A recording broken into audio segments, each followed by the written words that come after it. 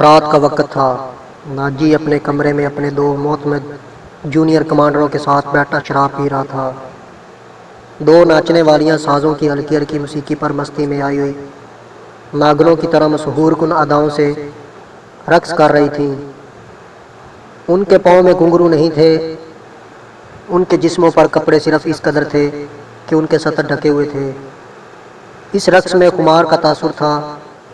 دربان اندر آیا اور ناجی کے کان میں کچھ کہا۔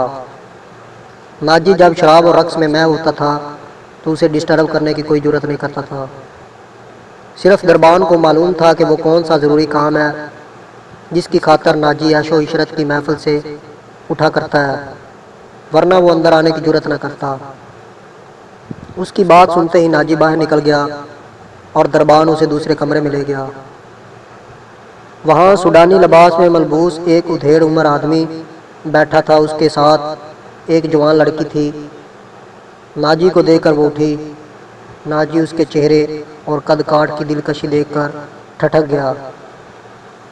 وہ عورتوں کا شکاری تھا، اسے عورتیں صرف اپنی عیاشی کے لیے درکار نہیں ہوتی تھیں، ان سے وہ اور بھی کئی کام لیا کرتا تھا، جن میں ایک یہ تھا کہ وہ نہایت خوبصورت اور عیار لڑکیوں کے ذریعے بڑے بڑے افسروں کو اپنی مٹھی میں رکھتا تھا، اور ایک کام یہ بھی تھا کہ وہ انہیں امیروں وزیروں کو بلیک میل کرنے کے لیے استعمال کرتا تھا اور ان سے وہ جاسوسی بھی کراتا تھا۔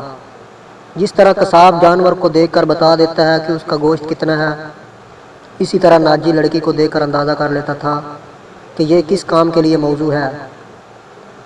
لڑکیوں کے وپاری اور پردہ فروش اکثر ناجی کے پاس مال لاتے رہتے تھے۔ یہ آدمی بھی ایسے ہی وپاریوں میں سے لگتا تھا۔ لڑکی کے متعلق اس نے بتایا کہ یہ تجربہ کار ہے، ناچ بھی سکتی ہے اور پتھر کو زبان کے میٹھے زہر سے پانی میں تبدیل بھی کر سکتی ہے۔ ناجی نے اس کا تفصیلی انٹرویو لیا۔ وہ اس فن کا ماہر تھا۔ اس کے متعلق اس نے لڑکی کا امتحان لیا اور اس نے یہ رائے قائم کی کہ یہ جس کام کے لیے وہ ایک اور لڑکی کو تیار کر رہا تھا، اس کے لیے یہ لڑکی تھوڑی سی ٹریننگ کے بعد موزوں ہو سکتی ہے۔ سودا طے ہو گیا۔ وپاری قیمت وصول کر کے چلا گیا۔ ناجی لڑکی کو اس کمرے میں لے گیا جہاں اس کے دو ساتھی رقص اور شراب سے دل بہلا رہے تھے۔ اس نے لڑکی کو ناچنے کے لیے کہا۔ لڑکی نے جب چوگا اتار کر جسم کو دو ہی بال دیے تو ناجی اور اس کے ساتھی تڑپ اٹھے۔ پہلی دونوں ناچنے والیوں کے رنگ پیلے پڑ گئے۔ اس نئی لڑکی کے سامنے ان کی قدر و قیمت کم ہو گئی تھی۔ ناجی نے اسی وقت محفل برخاست کر دی اور اس لڑکی کو اپنے پاس بٹھا کر سب کو باہر نکال دیا۔ لڑکی سے نام پوچھا تو اس نے زکوئی بتایا۔ ناجی نے اسے کہا، زکوئی، تمہیں یہاں لانے والے نے بتایا تھا کہ تم پتھر کو پانی میں تبدیل کر سکتی ہو۔ میں تمہارا یہ کمال دیکھنا چاہتا ہوں۔ وہ پتھر کون ہے؟ زکوئی نے پوچھا۔ نیا امیر مصر، ناجی نے جواب دیا۔ وہ سالار اعظم بھی ہے۔ صلاح الدین ایوبی؟ زکوئی نے پوچھا۔ ہاں، صلاح الدین ایوبی، ناجی نے کہا۔ اگر تم اسے پانی میں تبدیل کر دو تو اس کے وزن جتنا سونا تمہارے قدموں میں رکھ دوں گا۔ وہ شراب تو پیتا ہوگا؟ نہیں، ناجی نے جواب دیا۔ شراب، عورت، ناچ گانے اور تفریح سے وہ اتنی ہی نفرت کرتا ہے جتنی ہر مسلمان خنزیر سے کرتا ہے۔ میں نے سنا تھا کہ آپ کے پاس لڑکیوں کا ایسا طلسم ہے جو نیل کی روانی کو روک لیتا ہے۔ زکوئی نے کہا۔ کیا وہ طلسم بیکار ہو گیا ہے؟ میں نے ابھی آزمایا نہیں، ناجی نے کہا۔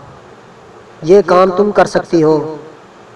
میں صلاح الدین ایوبی کی عادتوں کے متعلق تمہیں بہت کچھ بتاؤں گا۔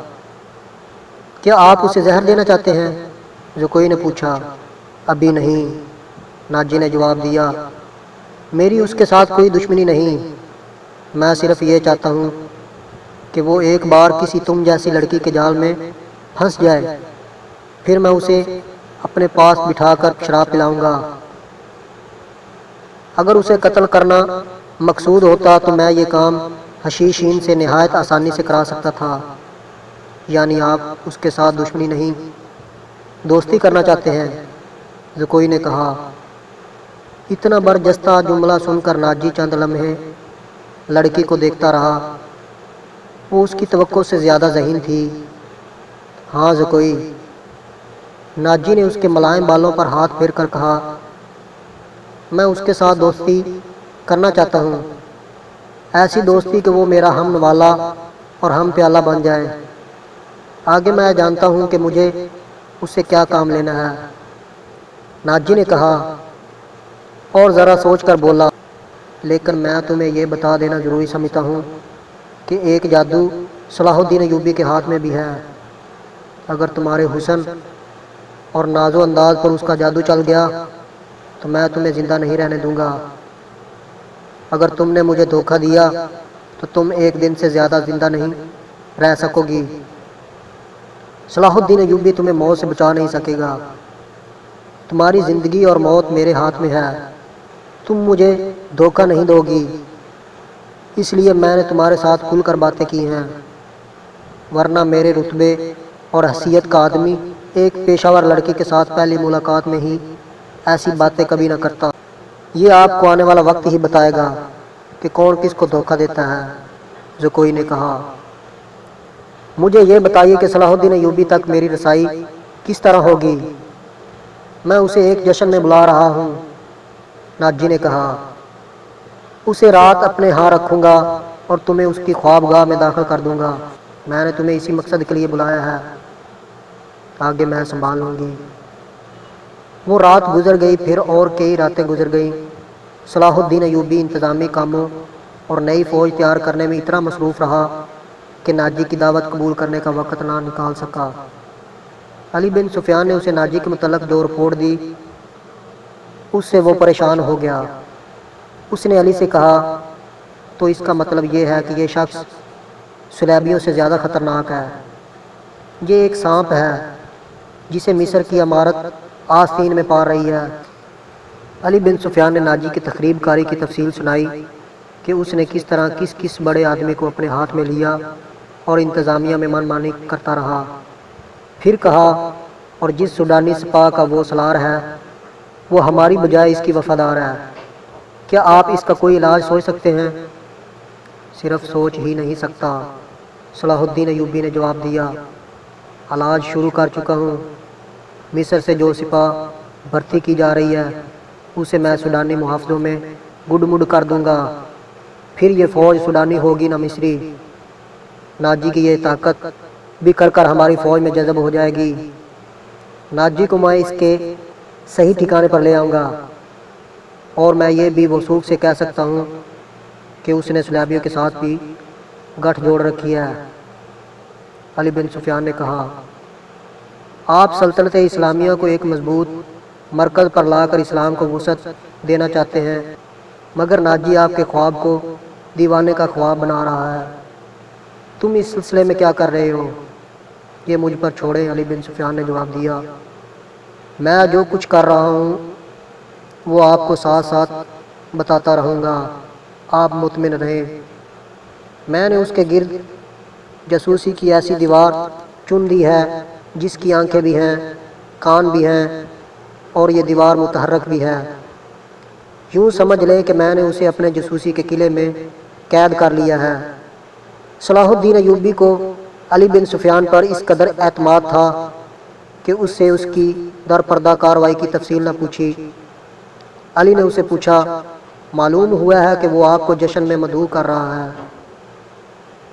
اگر یہ بات صحیح ہے تو اس کی دعوت اس وقت قبول کیجئے گا جب میں آپ کو بتاؤں گا۔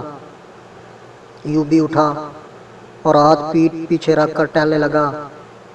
اس کی آہ نکل گئی، وہ رک گیا اور بولا، علی بن سفیان، زندگی اور موت اللہ کے ہاتھ میں ہے۔ بے مقصد زندگی سے کیا یہ بہتر نہیں کہ انسان پیدا ہوتے ہی مر جائے؟ کبھی کبھی یہ سوچ دماغ میں آ جاتی ہے کہ وہ لوگ شاید خوش نصیب ہیں جن کی قومی حص مردہ ہوتی ہے اور جن کا کوئی کردار نہیں ہوتا، بڑے مزے سے جیتے اور اپنی آئی پر مر جاتے ہیں۔